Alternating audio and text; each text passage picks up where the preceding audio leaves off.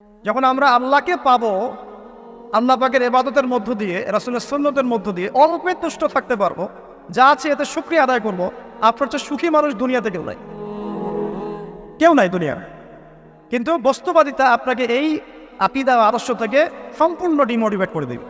তো প্রিয় ভাই এবং বোনেরা, যারা আলোচনা শুনছেন, আল্লাহ পাক আমাদের সবাইকে, যারা আলোচনা শুনছি, দুনিয়ার প্রেমিক হওয়া থেকে বাঁচাক বলি আমি। দুনিয়ার প্রেমিক না, প্রেমিক হবো কার? আল্লাহর আখিরাতে। কতটুকু দাম আছে দুনিয়ার? আল্লাহ পাক বলছেন একটা মাছির পাখার সমানও না। একটা মাছির পাখার কি দাম আছে আপনার কাছে?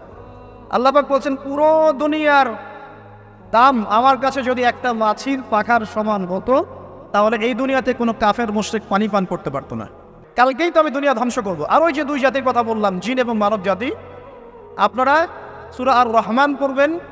রহমান নামটা অনেক ব্যাপক, দয়াময়ের নাম, তার মানে আল্লাহ পাক মার্সিফুল, মোস্ট মার্সিফুল। কিন্তু এই সূরা আর রহমানে একটা ভয়ঙ্কর আয়াত আছে, কি? সানাফরুকু লাকুম আইয়ুহাস সাকলান। হে মানুষ এবং জিন, শীঘ্রই আমি তোমাদের দুইটা জাতিকে ডিল করার জন্য পারেক হচ্ছি, অপেক্ষা করতে থাক। মানে আল্লাহ পাক কুল্লু ইয়াউমিন হুয়া ফি শাআন, মানে আল্লাহ পাক কি করেন? সবসময় তার কাজে ব্যস্ত আছেন।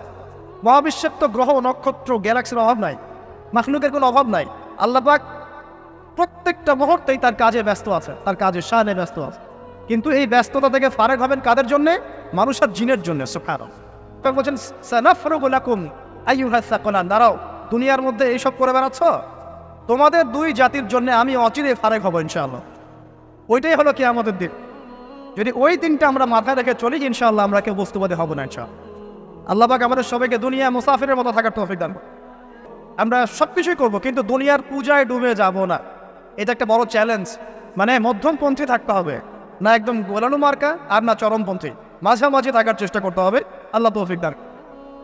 ঢাকাবাসীর জন্য এর চেয়ে বড় কোনো নসিহত হতে পারে না। বস্তুবাদিতা ত্যাগ করতে হবে, বস্তুবাদিতা। আল্লাহ পাক আমাদের সবাইকে বাকির খাতা পূর্ণ করার তৌফিক দান। এখন একটা লক্ষ্য পেলাম, কি জন্য দুনিয়া এসেছে? আপনার ইবাদত করার জন্য। ব্যাখ্যা, সঠিক ব্যাখ্যাটা কি? সঠিক ব্যাখ্যা হচ্ছে সূরা হাশরের 7 নম্বর আয়াত। কত নম্বর? সূরা হাশর 7 নম্বর আয়াত। আল্লাহ পাক বলছেন ওয়ামা আতাকুমুর রাসূলু ফাখুযুহ। রাসূলুল্লাহ সাল্লাল্লাহু আলাইহি ওয়াসাল্লাম তোমাদেরকে যা যা দিয়েছেন সব নিয়ে নাও। ওয়ামা নাহাকুম আনহু ফান্তাহু। রাসূল যা থেকে বিরত থাকতে বলেছে সমস্ত বিষয় থেকে দূরে থাক। রাসূলুল্লাহ সাল্লাল্লাহু আলাইহি ওয়াসাল্লাম পেশাব পায়খানা, ইস্তেনজা করা থেকে শুরু করে রাষ্ট্র চালানো পর্যন্ত প্রতিটা কাজের হেদায়েত দিয়ে গেছেন। আলহামদুলিল্লাহ। এটা কেউ মানি বা না মানি, দিয়ে গেছেন, এটা বিশ্বাস করতে হবে। আমল করতে পারি বা না পারি, নবী দিয়ে গেছেন, বিশ্বাস করতে হবে। দলিল চাচ্ছেন, আপনি সহিহ বুখারী খোলেন, মুসলিম খোলেন, তিরমিজি, নাসাই, আবু দাউদ এগুলো খোলেন, দেখবেন আপনি ইস্তেনজা করবেন কিভাবে, বসবেন কিভাবে, ঢোকার সময় কোন পা দিয়ে ঢুকবেন, বের হওয়ার সময় কোন পা দিয়ে বের হবেন করবেন। আপনি আগে কি পা থেকে শুরু করবেন নাকি হাত থেকে শুরু করবেন? কিভাবে নামাজ পড়বেন, আগে গিয়ে কি সেজদা করবেন নাকি ইকামত হবে, আজান হবে, আল্লাহু আকবার তাকবীর দিবেন? কিভাবে নামাজ শেষে বের হয়ে আপনি ব্যবসায় চলে যাবেন? কিভাবে আপনি ব্যবসা করবেন?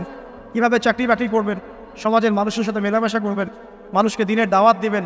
ইভেন কিভাবে আপনাকে যদি আল্লাহ ক্ষমতা দেন, আপনি কিভাবে সোসাইটি মেনটেন করবেন, সমাজ এবং রাষ্ট্র মেনটেন করবেন? প্রতিটা হেদায়েত খুঁটিনাটি কোরআন এবং সুন্নাহ দিয়েছে আমাদেরকে। এই বিশ্বাস আগে রাখতে হবে। I very sorry to say, এই বিশ্বাস না করলে কেউ মুসলিম হতে পারবে না। আগে বিশ্বাস, তারপরে কাজ করতে পারেন কিনা সেটা পরের ইস্যু। এবং আমি বলে দিচ্ছি, এই যুগে আপনি 100% পারবেন না। সিম্পল, এই যুগে আপনি 100% পারবেন না, এটা স্বাভাবিক। কারণ এই পুরো বিশ্বটা তো ইসলামাইজড না। পুরো বিশ্ব কি ইসলামাইজড? বরং পুরো বিশ্বটা কুফরের উপর আছে। কিসের উপর আছে? পুরো ওয়ার্ল্ডটাই কুফরের উপর আছে, পুরো ওয়ার্ল্ডটাই। প্রথম আয়াতে আল্লাহ বলেছেন তাবারাকাল্লাযী, বরকতময় সেই আল্লাহ, বিয়াদিহিল মুলক, যার হাতে পুরো মহাবিশ্বের ক্ষমতা। কার ক্ষমতা? তাবারাকাল্লাযী বিয়াদিহিল মুলক, বরকতময় সেই আল্লাহ যার হাতে পুরো মহাবিশ্বের ক্ষমতা, সার্বভৌমত্ব। কিন্তু এই পুরো বিশ্বের সার্বভৌমত্বের মালিক কি এখন আল্লাহ বাকি আছে? মানুষ নিজের হাতে নিয়ে নিয়েছে। কথা বুঝতে পারছেন? পুরো বিশ্বে আল্লাহর সার্বভৌমত্ব চলে, এখন মানুষের সার্বভৌমত্ব চলে। পুরো ওয়ার্ল্ডটাই কুফরের উপর আছে না? বিশ্বটাই কুফরের। এখন বাদ দেন, এই ওয়ার্ল্ডে আপনি 100% ইসলাম ডিল করতে পারবেন না, সিম্পল। কিন্তু আগে বিশ্বাস করেন যে একদম টয়লেট থেকে শুরু করে আসমান পর্যন্ত সবকিছুই হেদায়েত কোথায় আছে? কোরআন সুন্নাহ আছে কি নাই? এখন মানতে পারি না, সেটা আলাদা ইস্যু। বিশ্বাস করেছি, মানতে পারিনি, আল্লাহ মানে বিশ্বাস করেছি, আমল করতে পারি না, এটা আল্লাহ। আমল করতে গিয়েছি, প্রতিবন্ধকতা পেয়েছি, সমাজ এমন ছিল না, বিশ্ব এমন ছিল না, আমি পারি নাই, আল্লাহ মাফ করে দাও, ইনশাআল্লাহ আল্লাহ মাফ করে দেবে, ইনশাআল্লাহ। কারণ আল্লাহ পাক বলেছেন, কারো আমল নামায় যদি শিরকের পাপ না থাকে, যে কোনো গুনাহ আল্লাহ যাকে ইচ্ছা মাফ করে দেবে। আগে আকীদা পোষণ করি যে হ্যাঁ, কোরআন সুন্নাহয় সব কিছুর সমাধান আছে আলহামদুলিল্লাহ। এখন আমি আমল করতে গিয়ে হয়তো পারছি না। এখন আমার বিশ্বাস চলমান বিশ্বের সাথে সাংঘর্ষিক হচ্ছে, এবং এই বিশ্বাসকে দমিয়ে দেওয়ার জন্যে কি করা হচ্ছে, এই বস্তুবাদিতার মতো আদর্শগুলো আপনার সামনে তোলা হচ্ছে। বুঝাচ্ছি, মনে করেন একজন জেনা করেছেন, আল্লাহ মাফ করুন, ওই জেনাকার ব্যক্তি যদি বিনা তওবাতেও মারা যায়, তওবা করে নাই, বিনা তওবাতেও মারা যায়, কাল কিয়ামতের মাঠে আল্লাহ পাক তাকেও মাফ করতে পারেন, আল্লাহু আকবার। কিন্তু একজন ব্যক্তি শিরক করেছে, তওবা না করে মারা গেছে, আল্লাহ তাকে মাফ। ইবাদত মানে শুধুমাত্র নামাজ, রোজা, হজ, যাকাত নয়, বরং আমার জীবনের প্রতিটা সেক্টরই ইবাদত বলে কাউন্ট হবে যদি আমি সেই কাজটাকে নবীর সুন্নত অনুযায়ী করতে পারি। আমার কথা কি বুঝতে পারছেন? এই হলো ব্যাখ্যা, ওয়া মা খালাকতুল জিন্না ওয়াল ইনসা ইল্লা লিয়াবুদুন। আমি জিন আর মানুষকে শুধু আমার ইবাদত করার জন্যই সৃষ্টি করেছি। খাবার খাবেন, কার জন্য খাচ্ছেন? আমার জন্য নয় কি? আমার জন্যে। আপনি ব্যবসা করছেন, কার জন্যে? আমার জন্যে, আমার স্ত্রী সন্তান, আমার পরিবারের জন্য। আপনি সমাজ চালাচ্ছেন কার জন্য? আপনার জনগণের জন্য। এখানে স্বার্থ কার? মানুষের না আল্লাহ? আমার স্বার্থ, আমার স্বার্থে আমি এই সব কাজগুলো করব, নবীর সুন্নাহ অনুযায়ী করব, তাহলে দুনিয়াবী কাজগুলোতেও আল্লাহ পাক নেকি দিয়ে দিবেন ইনশাআল্লাহ। 5টা টাকা দিয়ে সহযোগিতা করলেন, নেকি হচ্ছে। একজন এসে বসতে পারছিল, জায়গা ছেড়ে দিলেন, নেকি হচ্ছে। ইভেন রাস্তায় হাঁটছেন, এক মুসলিম ভাইয়ের সাথে সাক্ষাৎ হলো, সালাম দিলেন, মুচকি হাসি দিলেন, নেকি হয়ে গেল। তাহলে আমরা কিভাবে বলতে পারি যে ইসলাম কি শুধু নামাজ, রোজা, হজ, যাকাতকেই স্বীকৃতি দেয়, এগুলো করতেই দুনিয়াতে আসছি, নাকি সব কাজই ইবাদত? আমার আলোচনা কি পরিণত আছে? আমাদের জীবনের প্রতিটা কাজই ইবাদত, যদি সেটা রাসূল সাল্লাল্লাহু আলাইহি ওয়াসাল্লামের সুন্নাহ মতো করা, সেই ইবাদত হতে হবে আল্লাহর সন্তুষ্টির জন্য।